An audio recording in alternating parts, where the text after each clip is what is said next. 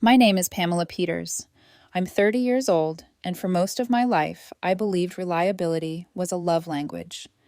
If I remembered everything, carried everything, fixed everything, then maybe I'd finally belong in the picture my family kept posting to prove we were close. 2 weeks before Mom's 60th, I was the one who booked the Florida beach house. I sent neat emails with bullet points and bolded check-in times. I paid the deposit on my card because the owner only takes one payer. And when Dad said, "You're the organized one," I felt that old tug, praise disguised as a leash. Flights got messy, and my younger sister Leah raised her hand like a volunteer at a talent show. "Let me handle it. I have miles. It'll be cheaper," she promised, already grinning at the applause she expected. Leah has always been good at the part before the work. I was tired. Hospital, it had been a week of printers that refused to connect and doctors who believed yelling made machines move faster. So when Leah texted, "Need your login to link miles," I sighed, typed my credentials, and sent them with a period too small to be considered a boundary. That night, Ethan, my boyfriend, brought over curry and looked at the spreadsheet on my laptop the way a gentleman looks at a dog he knows bites. "You're paying the deposit, and the car, and your mom hinted about puzzle night snacks?" He tried to make it a joke, but I could hear the care beneath it. "I'll cover my part," I said. "Leah's handling flights, fewer logins, fewer fires." He brushed my knuckles with his thumb, casual enough to let me pretend it didn't land. "Just make sure fewer fires doesn't mean you're holding the extinguisher while they play in the matches." He didn't say her name, but he didn't have to. I knew he was thinking of Leah, and maybe of Clara, his ex, the one he once said mistook his kindness for an all-you-can-use pass. "The flights are fine," I said, because if I said it with confidence, it might become true. He kissed my temple. "You deserve easy," he murmured. I wanted to believe him. I wanted easy to be something I could pack. The night before the flight, Leah swung by my apartment with a magician's flourish and a stapled packet. "Look, Pam, because you like paper." She tapped the front page. "Group B, boarding 11 Honequac. Don't be late." The nickname stung the way it always does when it comes from her mouth. Pam as in predictable, Pam as in default setting. I smiled like it didn't. After she left, I did my ritual. Charger, passport, headphones, hoodie, printed itinerary tucked where I'd see it first. I texted the group chat. "See you at the gate." Mom replied with 6 palm trees. Dad added, "Leave early. Security's a mess." Leah sent a plane taking off gif and 3 sparkles as if competence could be summoned by emojis. I set 3 alarms. Overkill, the kind that says I am not the problem. I woke at 9, proud of myself for once. Quick shower, coffee to go, ride share with a driver who wouldn't stop talking about his divorce. I nodded in the right places and thought about beach light across a table, about the puzzle Mom kept describing like it was a family cure. By 9:55, I was at the airport. Shoes off, belt on, waiting for the scanner's mercy. At 10:25, I walked to the gate feeling like a functioning adult with a family that would, for a week at least, pretend to be kind. A woman in a navy blazer scanned my printed paper. She tilted her head, scanned again, frown sharpening. "Ma'am, this flight departed 2 hours ago." My brain did the cartoon screech. No, my boarding says 10:40, Group B." I showed her the bold line Leah had tapped. The woman's manicured finger pointed to tiny print. Different date, different flight number. "Your reservation was changed," she said. "The 8:00 a.m. to Tampa already left." I called Leah, straight to voicemail. I called Mom, straight to voicemail. I checked our chat. No updates, no "where are you?" Just silence, the kind that feels like someone placed a glass dome over your life and walked away. Without thinking, I opened Instagram. I didn't know what I expected, certainly not the photo that greeted me. Dad with his carry-on, Leah in sunglasses she didn't pay for, Mom with a neck pillow and a caption, "We made it, all together." 3 exclamation points. No me. I stood there at the gate, watching the version of my family that exists for other people. I felt that old knot in my chest, the one that formed the first time Mom said family first and meant Pamela fixes it. I looked down at the paper in my hand, then at the airline app icon on my phone, the one tied to my card, my points, my name on the house booking. The gate agent said something polite. My head said something louder. "This isn't new. It's just louder." I threw the paper in the trash and sat. The seat was cold. My hands weren't. The app confirmed the insult. My seat marked canceled. A no-show on a flight I was never told to board. Under payment, my card was saved. My miles reduced in a way I didn't recognize. Under companions, I saw Leah Peters, primary traveler, 3 legs. My name suited up as a wallet. I checked the rental car app. Reservation under my name, payment due at pickup, authorized driver, Leah, added by account owner. I checked the beach house. A cheery message from the owner. Hi, Pamela. Check-in code after balance is paid. See you after 4. Balance due, $10,500. The Pay Now button pulsed like a dare. A text from Mom pinged at 8:22 a.m., time-stamped when I was in the shower. Already at the hotel, signal bad, no follow-up, no correction, no space for me.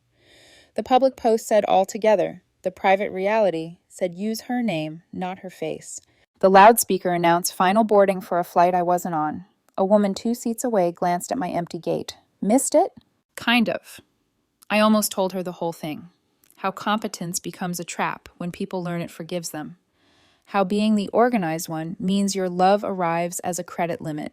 Instead, I stared at the photo, zoomed in until the pixels broke, and zoomed out because you can't live inside a lie no matter how high the resolution. I imagined what they were saying as the plane taxied. Leah's sigh, Mom's chirpy, it's fine. She'll figure it out. Dad's silence that always counts as consent. I pictured Leah's hand outstretched at the rental counter, my name on the card like a signature I didn't remember writing. My phone buzzed with a calendar alert. Mom's 60th, puzzle night, 8 p.m. A line I'd typed weeks ago because hope is a habit. Ethan texted, boarding yet? Send a beach photo for me. I watched my thumbs hover. I wrote, gate mix-up. On it. He sent a worried emoji and then, call if you need me. I thumbed a heart back because it was easier than admitting the truth, that I'm a grown woman who still flinches at disappointing her mother. I breathed like all those reels say, in for 4, hold, out for 6. It didn't help. The breath snagged on a memory. Senior year, when Leah forgot her FAFSA and Mom called me whispering like a spy. Can you just jump on and do it? And I did. Then the time Leah lost a pay stub and Dad asked me to pretend to be HR just for the email. The rent I spotted just for the month. The family phone plan I took over because one login is simpler until late fees were family emergencies and simplicity felt like a collar. People say family first. They never specify whose family and at what cost. On Instagram, Mom posted again. A boomerang of sunlight through a plane window captioned, so blessed. Comments bloomed beneath it like small, ignorant flowers. An aunt wrote, Pamela will meet you there. She always does.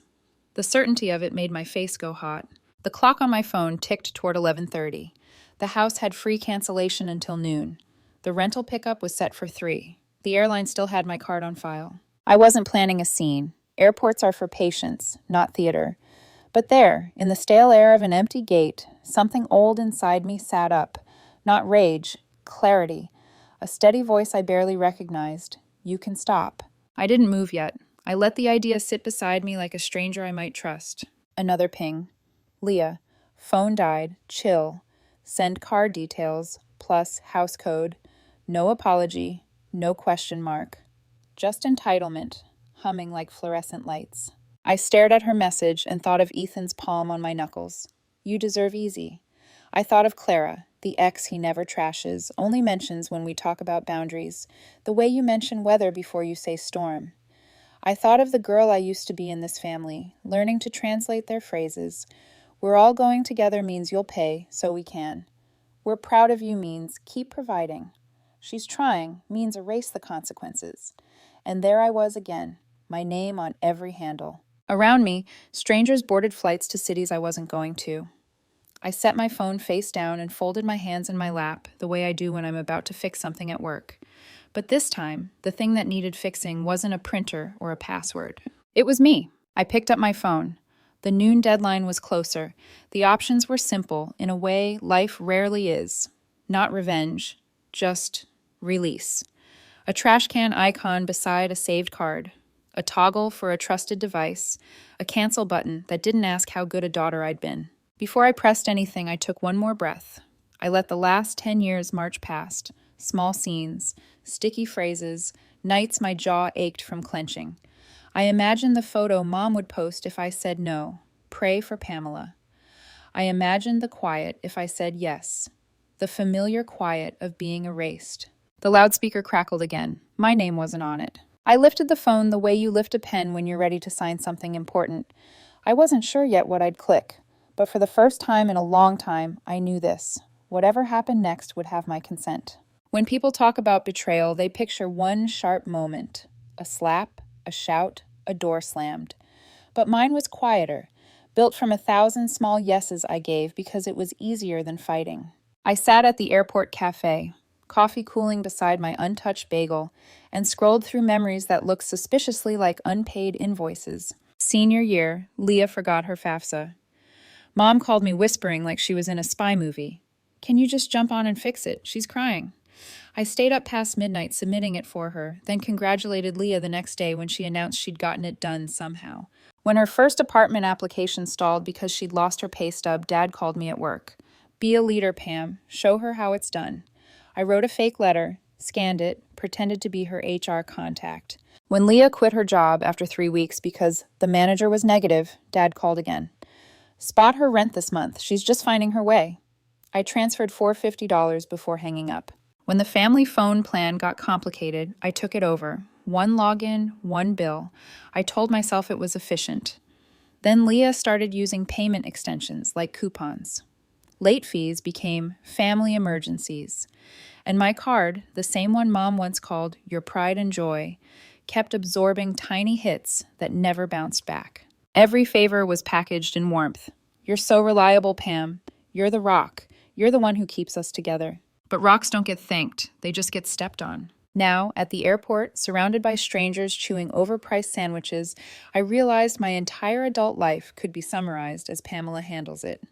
On my screen, the airline app glowed with the quiet betrayal of code and digits. My miles, gone. My card, charged. My name, used. Under primary traveler, Leah's name gleamed where mine used to be. A text from Ethan appeared. Everything okay? You went quiet. I typed, flight issue.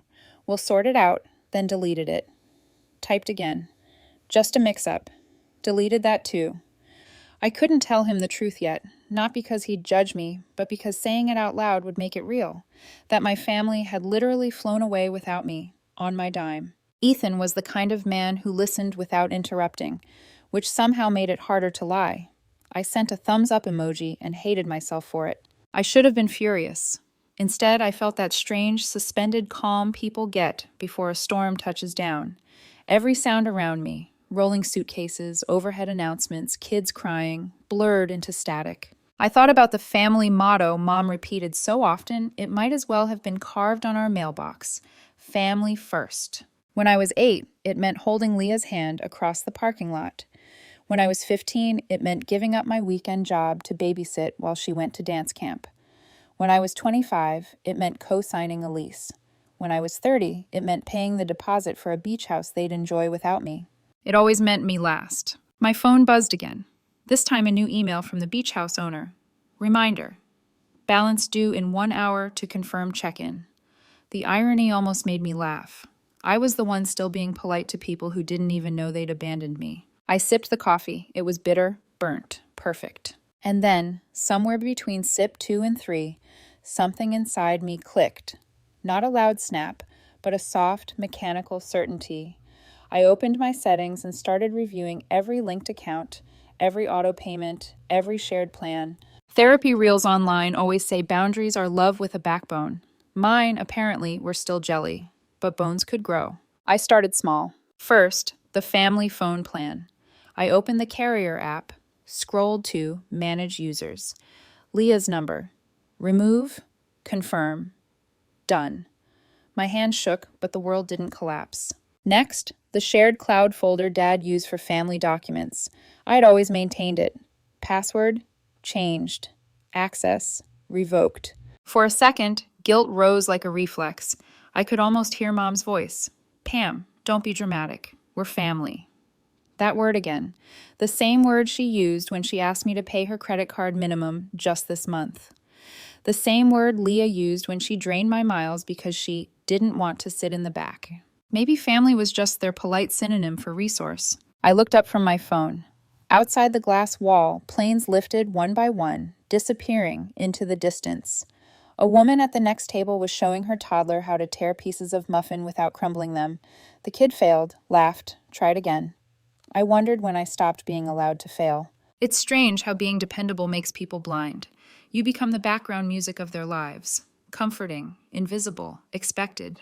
The airport intercom called another name. Not mine, not anymore. I opened Instagram again. Not to stalk them, just to look, I told myself. Mom had posted a new photo already. First stop, beach lunch. Can't believe we're all together again. All together, except the one who paid for the table. I zoomed in. Dad's grin. Leah's sunglasses. Mom's wine glass raised mid-toast. The post time, 11:48 a.m. They'd been celebrating while I sat 10 gates away. Underneath, a comment from a family friend.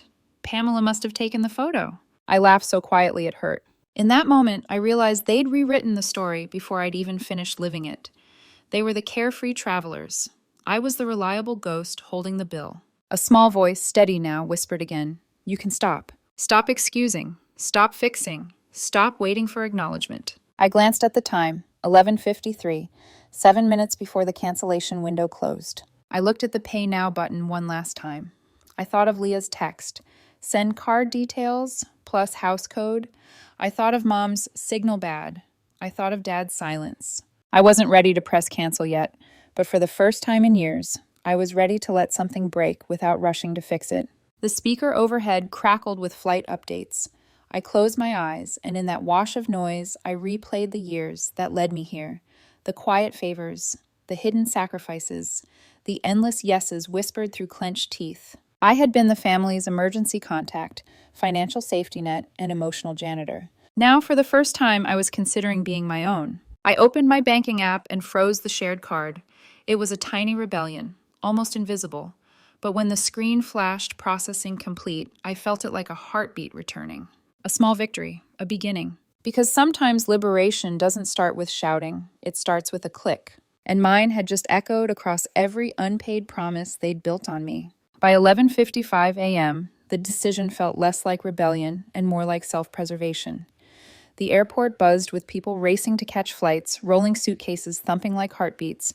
I sat perfectly still, my phone glowing in my hand, the cursor blinking like a countdown.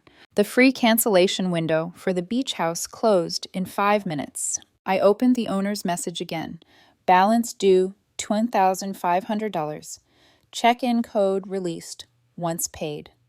There it was. My name, my card, my silence holding everything up like scaffolding. I whispered to myself, not revenge, just relief. The app asked for confirmation.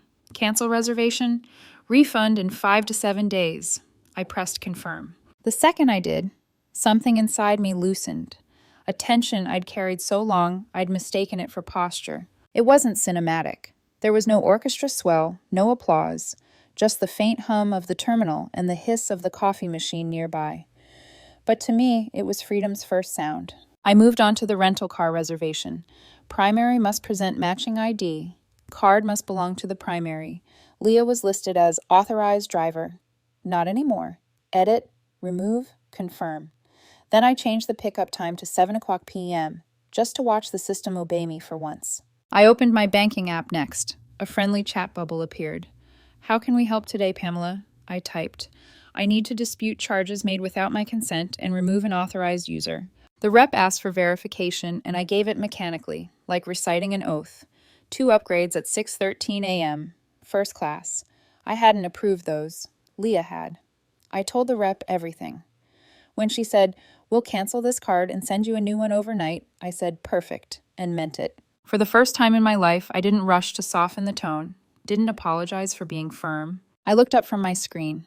Outside, a plane curved into the sky. Small, silver, unreachable. Maybe that was symbolic, maybe not. By the time my phone vibrated again, it was 11:59. A text from Leah. "Hey, can you send the code already? We're almost at the house." I typed back without hesitation. I canceled the house. You'll need to find your own place. 3 dots bubbled, then vanished. Then came another text. What? You're kidding, right? This isn't funny. I didn't reply. I turned off read receipts. For once, they could sit in silence. The coffee in my cup had gone cold. I finished it anyway. Bitter felt appropriate. At 12:03, Mom called. I let it ring. Then again. Then again. Finally, I put the phone face down and closed my eyes. Behind my eyelids, memories lined up like old receipts, every favor rebranded as help, every guilt trip disguised as gratitude. I remembered the time Mom said, "We're proud of you, honey. You're the only one who really holds this family together," right after asking me to co-sign Leah's car loan.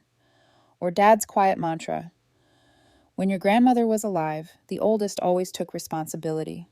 He said it like scripture, never noticing it was being weaponized. It hit me then. They didn't forget me on that flight. They excluded me on purpose. Because without me, they could spin a prettier story. No friction, no accountability, just one missing character who always footed the bill anyway. I checked Instagram again, even though I shouldn't have. A new post. Mom on a sunbed, sunglasses gleaming. Caption. Finally, peace. No stress, no drama, just family. No drama, that was rich. My hand trembled, not from anger, but from the shock of seeing how easily they had erased me, again. I wasn't even mad that they went without me. I was mad that it didn't surprise me. My phone buzzed once more. Dad, your mother's upset. Call us right now. Then Leah. If this is about money, we'll pay you back later. That one made me laugh out loud, loud enough that the woman next to me glanced over. I texted back, "It's not about money. It's about finally learning what family means to you versus what it's cost me." And then I turned my phone off completely. For a full minute, there was nothing. No buzzing, no notifications, no digital leash dragging me toward duty. Just silence. It wasn't peaceful, not yet. It was empty, raw, strange. I realized that silence isn't punishment when you choose it. I stayed at that gate until my legs went numb, then stood, stretched, and walked toward the exit. The automatic doors whooshed open, warm wind spilling in from the parking lot. Outside, a father held his toddler in one arm and a suitcase in the other. The kid giggled as the man spun in slow circles, airplane shadows crossing their faces. It made me think of how badly I'd wanted my own version of that once. A family built on something other than guilt. Maybe, someday, I still could. As I waited for a rideshare, I checked my emails one last time. Bank. Unauthorized charges removed. New card arriving Tuesday. Rental company. Reservation canceled successfully. Vacation home. Full refund processed. Hope to host you another time. 3 confirmations. 3 closures. The receipts of my freedom. When my ride arrived, I got in and told the driver, "Home." He asked, "Rough day?" I thought about answering. About explaining the long history of being the family's elastic band, stretched until transparent. Instead, I smiled faintly and said, "You could say it's the first decent one I've had in years." Back at my apartment, I dropped my suitcase by the door and sat on the couch. The quiet was so heavy it felt alive. Then the phone lit up again. Dozens of missed calls, voicemails, and texts piling in like ghosts demanding rent. But this time I didn't open them. I turned on Do Not Disturb, placed the phone on the counter, and whispered, "Not tonight." Because boundaries aren't built in anger. They're built in moments like this, when you choose peace over pattern. And as ridiculous as it sounds, I think I finally understood Ethan's words. You deserve easy. Easy wasn't going to find me on a beach in Florida. It was right here, alone, with my phone quiet, my account safe, and my name belonging only to me. The next morning, I woke to sunlight cutting through my curtains and 37 missed calls. The first voicemail came from Mom, her voice sharp with that familiar blend of guilt and accusation. "Pamela, this isn't funny. We're stranded. The house says canceled. The rental car is gone. Your father is furious. You need to fix this right now." The next one was Dad. "I don't know what you think you're doing, young lady, but you've embarrassed your mother in front of everyone. Do you have any idea what people will think?" And then Leah, predictably dramatic. "You're obsessed with control, Pam. This was supposed to be Mom's birthday trip, not your personal therapy session. You're ruining it for everyone." I sat on the edge of my bed, listening to their anger like it was background noise from a show I'd outgrown. I didn't cry. I didn't even flinch. I just listened. Then I hit save voicemail, not out of spite, out of documentation. Proof of what entitlement sounds like when it loses its power supply. The kitchen was filled with quiet, the kind that doesn't feel empty, just unfamiliar. My phone buzzed again, this time Ethan. Hey, are you okay? I saw you went offline last night. Want me to come over? I hesitated before replying, if you have time. He showed up 20 minutes later, still in his work clothes, holding 2 coffees. He didn't say I told you so. He just set the cup down in front of me and waited. I canceled everything, I said finally. The house, the car, the shared cards, all of it. He nodded slowly, eyes steady. And how does it feel? I let the question hang in the air. Like standing on new legs, weak but mine. Ethan smiled a little, the kind of smile that doesn't ask for more. Good, because you were breaking your back trying to stand on everyone else's. I laughed quietly, half sad, half relieved. They think I'm cruel. Let them, he said simply. People who benefit from your silence always call boundaries cruelty. I looked down at the steam curling off the coffee cup. Mom said I embarrassed her. Dad said I ruined our name. And what do you say? I say I'm done being the bailout plan they disguise as family tradition. He leaned against this counter, folding his arms. Then it's about time. There was a knock at the door. 3 hard raps, the kind that came with an argument attached. I didn't have to check the peephole to know who it was. Ethan's eyes met mine. Want me to stay? Yes. When I opened the door, Leah stood there in oversized sunglasses and misplaced confidence. Her tone was half anger, half disbelief. You've lost it, she snapped. Mom's crying. Dad's calling every hotel in Tampa, and I'm stuck with all our bags in a rental office because you pulled some dramatic stunt. I kept my voice even. You mean because I stopped paying for everything without consent? She scoffed. You've always had this control freak thing. You need everyone to do things your way. It's exhausting. Leah, I said calmly, you changed my flight. You drained my miles. You used my card without permission. Oh my God, Pam, it's just money. No, I said softly. It's respect, and you ran out of it a long time ago. Ethan's voice came from behind me, low, steady. She asked you to leave. Leah's glare darted to him, then back to me. Unbelievable. You get a boyfriend and suddenly you think you're some empowered saint? I smiled faintly. No, I just stopped mistaking exploitation for love. Her jaw tightened. You're not part of this family anymore. I know, I said, and that's the first true thing you've said all week. I closed the door. On the other side, I heard her mutter something I didn't bother decoding, followed by retreating footsteps. Inside, the silence stretched again, only this time it didn't feel sharp. It felt earned. Ethan poured more coffee into my cup and said, You handled that better than most people would. I exhaled. I didn't handle it, I just stopped engaging. He reached out, brushed a strand of hair behind my ear, then leaned in close enough for his words to land softly. That's still handling it. I laughed, quietly, tiredly. You and your calm wisdom. He grinned. It's either that or yelling at your family, and they don't deserve my energy. The smallest part of me still wanted to call Mom, to explain, to make her understand. But then I remembered every time understanding was used against me, every apology that ended with another favor request. Instead, I opened the group chat, the one titled Family Always, and typed, This isn't revenge, it's clarity. Please stop using my accounts, my name, or my money. If you continue, I'll involve the bank and, if needed, the police. Then I sent it. I watched the delivered check marks appear, one by one. Mom read it first, then Leah, then Dad. No one replied. And for once, that silence didn't scare me. It freed me. That night, I took another step toward reclaiming my life. I opened my HR portal at work and updated my emergency contacts. Deleted Mom Peters and Dad Peters. Added Maya Torres. The next morning, Maya texted, So, promoted to emergency contact? Do I get a badge? I sent a laughing emoji and wrote, Just someone who answers when I call. She replied finally. When I put my phone down, I noticed something. My hands weren't shaking. The world hadn't ended. It had just gotten quiet enough for me to hear myself again. 3 days passed before my parents tried again. Mom's text arrived mid-morning, written like a plea, wrapped in guilt. Pamela, let's be reasonable. You can't just cut your family off. We didn't mean to hurt you. We were just trying to make the trip easier. Easier. That word again. The same word she'd used for years to justify the things that cost me most. Easier when I paid the bills. Easier when I drove across town to fix the Wi-Fi. Easier when I said yes, even as it hollowed me out. This time I didn't reply. By evening, the text had shifted from guilt to accusation. Dad sent, You're being dramatic. People fight. Families forgive. Leah followed with a spreadsheet attachment labeled Trip Costs, every cell highlighted red. Her message underneath: "You owe us half." Half of the motel they checked into after the beach house canceled. Half of the rental they scrambled to rebook. Half of the chaos they created. I didn't laugh, but I smiled, because it was so predictable it felt like déjà vu. That night I heard knocking again. Firm, demanding, familiar. When I opened the door, Leah stood there. Same oversized sunglasses, same self-righteous energy. Her hair was a little frizzed, her voice sharper. "You think this is funny? Mom's barely speaking to Dad. We had to use my card for the hotel. You owe us." "I don't owe you anything," I said, voice calm, almost too calm. "You're obsessed with money, Pamela. You've always been that way." I shook my head. "No, I'm attached to peace. Money's just what you used to buy my silence." She scoffed, stepping closer. "You've changed."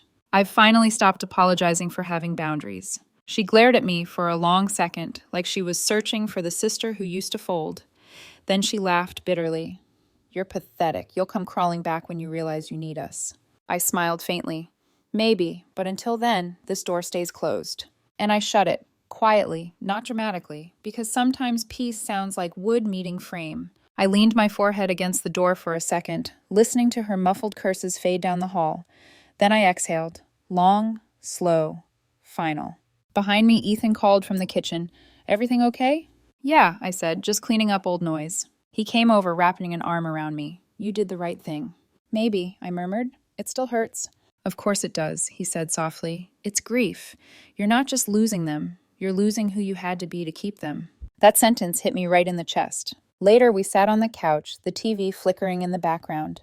He told me about Clara, the woman he'd once stayed with far too long. "She mistook sacrifice for love," he said. "I thought if I gave more, she'd see me. Turns out she just saw how much she could take." I looked at him and realized why his quiet had always felt safe. It wasn't absence, it was space. The kind of space I'd never been allowed to have. The next morning, I woke up and made a list. Not of tasks, but of endings. Remove family access from all accounts. Updated HR contacts. Blocked group chat notifications. Unsubscribed from every emotional debt I'd been auto-paying for years. Then, under all that, I wrote a single word: begin. Because starting over isn't a grand announcement, it's a daily choice. The days that followed were still. I went to work, I cooked, I slept. No phone buzzed with demands. No guilt-riddled favors arrived at 11:58 p.m. The quiet felt awkward at first, like standing in a room after music stops. But slowly I realized that stillness wasn't loneliness. It was ownership. A week later, Maya came by with wine and her usual irreverence. "So," she said, plopping onto the couch, "what's it like being the family scandal?" I laughed. "Honestly, kind of peaceful." She raised her glass. "To peace that costs something, worth every cent." We clinked glasses, and for the first time in a long time, I didn't feel the need to explain myself. That night, I took a walk by the lake near my apartment. The air smelled faintly of rain and asphalt. My phone buzzed once in my pocket, Mom's name flashing across the screen. I didn't look. I didn't silence it. I just let it ring out, echoing into the night until it stopped on its own. The moonlight hit the water, and for a fleeting moment, it looked like a runway, one I could finally choose to walk. I thought about everything that had led me here, the lies disguised as family loyalty, the exhaustion dressed up as duty, the years of equating love with service. Maybe someday I'd forgive them, maybe not. But forgiveness wasn't the goal. Freedom was. I smiled to myself and whispered, almost as a vow, "They'll call it cruel, I'll call it clarity." Then I turned and walked home. No drama, no rush, just a woman reclaiming the rhythm of her own life. Because this time the ticket had only my name, and I'd finally decided when to board.